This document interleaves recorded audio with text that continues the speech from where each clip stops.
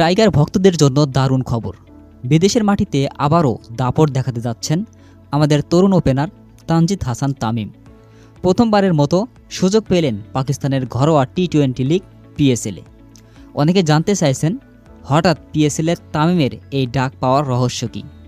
আসলে কিছুদিন আগেই পাকিস্তানের বিপক্ষে ওয়ানডে সিরিজে ব্যাট হাতে দুর্দান্ত পারফর্ম করেছিলেন তিনি। শাহিন আফ্রিদির মতো বিশ্বসেরা বোলারদের বিপক্ষে তার সেই নির্ভীক ব্যাটিং নজর কেড়েছে সবার। আর সেই নজরকাড়া পারফরম্যান্সের পুরস্কার হিসেবেই তাকে দলে ভিড়িয়েছে পেশোয়ার জালমি। অর্থাৎ এবার বাবর আজমের নেতৃত্বে মাঠ মাতাবেন আমাদের এই টাইগার ওপেনার। বাবর আর তামিমকে একই দলের জার্সিতে দেখাটা হবে সত্যি রোমাঞ্চকর। বিপিএলের দুর্দান্ত ফর্ম আর পাকিস্তানের বিপক্ষে ওয়ানডে সিরিজের সেই আত্মবিশ্বাস, সব মিলিয়ে তামিম কি পারবেন পিএসএলের মঞ্চ কাঁপাতে? আপনার মতামত কমেন্টে জানান।